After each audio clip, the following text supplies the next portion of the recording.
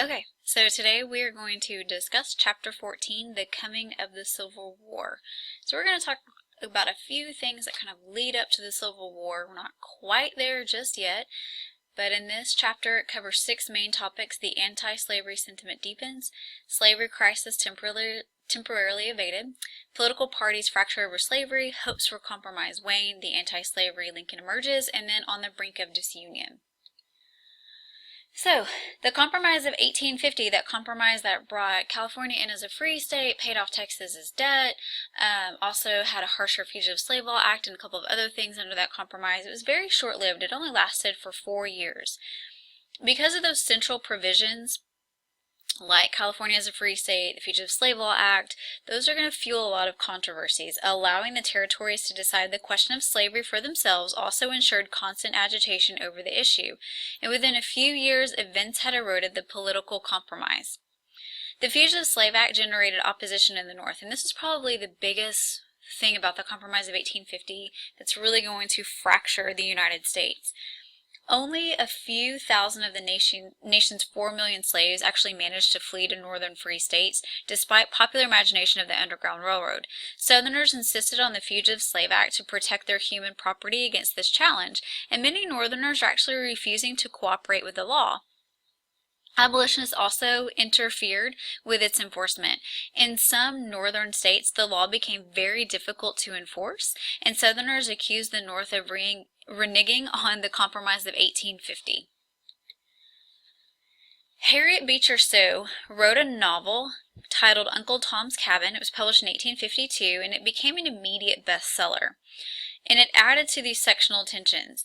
And Harriet Beecher Stowe, what's important to know about her is she's not a Southerner. She's actually a Northerner. She's not really in touch with slavery. She hasn't been affected personally by it, but because of the Fugitive Slave Law Act and what's going on in the North and the tensions and people, not willing to send back those slaves to the South, that's why she starts to write this novel. It's fictional, but she brought home the evils of slavery to many Northerners, and Southerners accused Stowe of distorting plantation life. And there's actually some reaction to this from the South. They actually come out with some books of their own. In Uncle Tom's Cabin, she's, depicting how bad slavery is, and in these reaction pieces, novels that they're writing, they're actually trying to talk about, well, how great slavery is. And there's even these ad campaigns showing slaves, on plantations in the South. Kind of picture a Gone with the Wind type of clothing, and Scarlett O'Hara, what she's wearing, those big bell dresses. They portray the slave women as wearing those types of dresses, and the men in top hats and nice suits, and we all know that the slaves didn't dress like that, but that's kind of what they're trying, this propaganda that they're using to show in the South. It's really not as bad as the Northerners make it out to be, and in reality, we all know that that's not true. There is a belief in manifest destiny, and so this group is going to emerge, searching for new markets, a desire to spread democracy to the rest of the world, and a need from a distraction from sectional tensions are going to drive many Americans. And this group that comes out is called the Young American Group, or the Young American Movement. And it embarked on this very aggressive foreign policy, and its most prominent spokesperson was Stephen A. Douglas, who, as we will soon find out, if you don't know anything about him, he's a masterful politician and a lawyer. And really, they are trying to shift attention away from the politics of slavery and what's going on and the sectional differences. So in 1850, Secretary of State John Clayton and the British Minister to the United States, Henry Bulwer, negotiated a treaty providing for the demilitarization and joint Anglo-American control of any canal across Central America. So we're not going to build a canal just yet. That's going to happen under Teddy Roosevelt. But they started talking about this because right now they're having to sail all the way down around South America and come back up on the other side, and it takes a long time. So they're trying to work out a deal where maybe we can have joint control if we ever decide to build a canal. And so those treaty negotiations happen way before the canal is ever built. And then America also had long been interested in Cuba, and that interest increased because of its strategic importance. Now think about where Cuba's at. All right, it's off the southern coast of Florida, right? It's there in the Caribbean. President Franklin Pierce is actually going to attempt to buy Cuba from Spain. We're going to offer $15 million for it. This is seen as a huge deal to Northerners because if we were to buy Cuba and bring Cuba in as a state, technically it's below that Missouri Compromise line. So therefore it would be open to slavery. If Cuba comes in as a slave state, then that's going to tip the scales in favor of those slave states in the South. So news of this attempt is going to, of course, outrage Northerners who are against slavery. They saw it as a slaveholders' plot, and the government is actually forced to disavow the manifesto along with any plans for acquiring Cuba. So attention shifts away from Cuba now, where we're going to the Far East, and we're going to look at Japan. And this is a good thing for us. It's kind of a good thing for everyone involved at the time.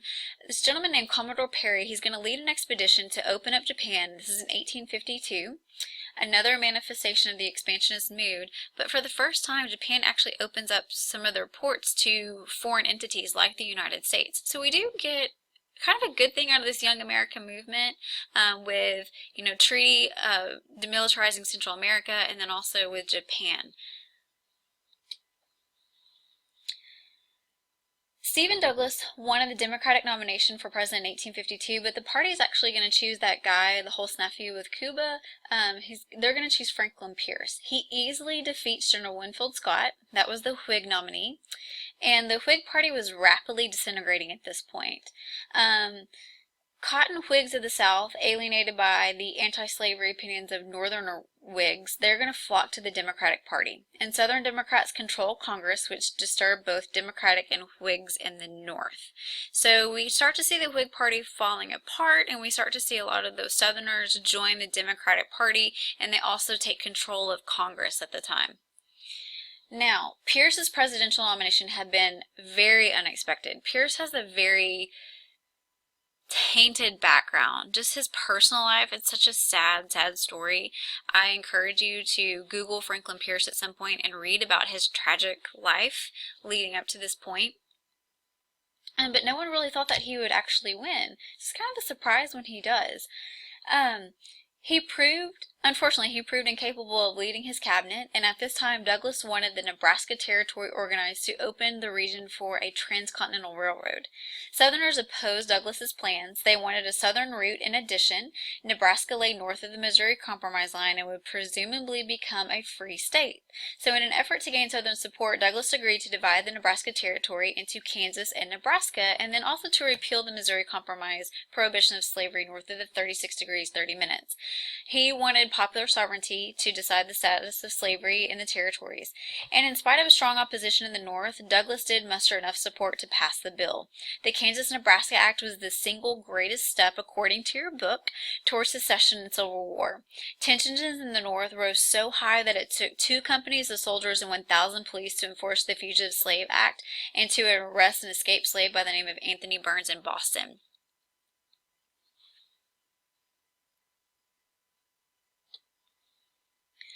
Two new parties are going to emerge from the demise of the Whigs, the American or Know-Nothing Party and the Republican Party. The Know-Nothings espoused a nativist platform, and nativist issues cut across sectional lines, and the American Party had support in all sections. Although most Know-Nothings disliked blacks, the party tended to adopt the view of slavery prominent in whichever section they were located. So if they were in the North, then they were anti-slavery. If they were in the South, then they were pro-slavery. Former Free Soilers, conscience Whigs, and anti-Nebraska Democrats banded together in the Republican Party, and support for the Republicans came almost exclusively from the North. Republicans were not abolitionists, rather they wanted to keep slavery out of the territories, primarily to maintain exclusive access to the West for free white labor. The furor over slavery might have died down if the settlement of the new territory had proceeded in an orderly manner. Frontier settlers wanted land, business opportunities, and local political office, but confusion and disorganization in the newly opened territory of Kansas made it very difficult to establish any type of order in government. The status of slavery in Kansas became a national issue, as abolitionists and defenders of slavery attempted to control the territory. Pro-slavery border ruffians from Missouri crossed into Kansas and helped to elect a pro-slavery territorial legislator in 1855. Anti-slavery settlers elected a legislator of their own, and President Pierce steps in and he actually denounces the free state government at Topeka, and he encourages the pro-slavery forces to take the offensive. And so they sacked the anti-slavery town of Lawrence in retaliation.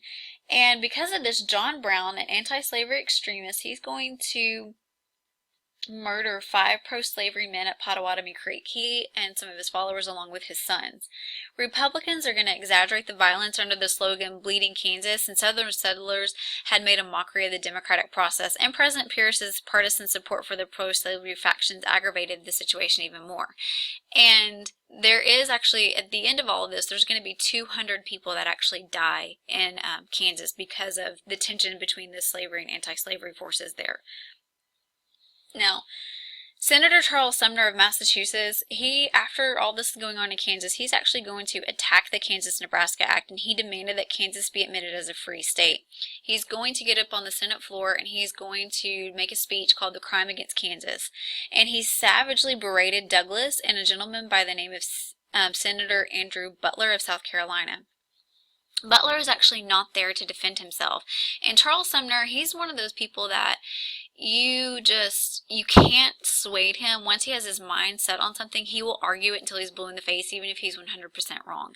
Charles Sumner, I do support what he was arguing. He was arguing against slavery, and he was, an advocate of abolitionism, but the way that he went around it for the time, place, and setting was probably not appropriate. And unfortunately, when he's berating Douglas and the Kansas-Nebraska Act, he also makes fun of Senator Andrew Butler. Andrew Butler had just suffered from a stroke, and he drooled, and Charles Sumner takes that and attacks him. And again, Butler's not there to defend himself. However, his nephew, Congressman Preston Brooks, is there, and he takes it upon himself to defend his uncle's honor by beating Sumner with a cane on the floor of the Senate. Brooks became a Southern hero. Northerners regarded the incident as evidence of the brutalizing effect of slavery, and they consider Sumner a martyr.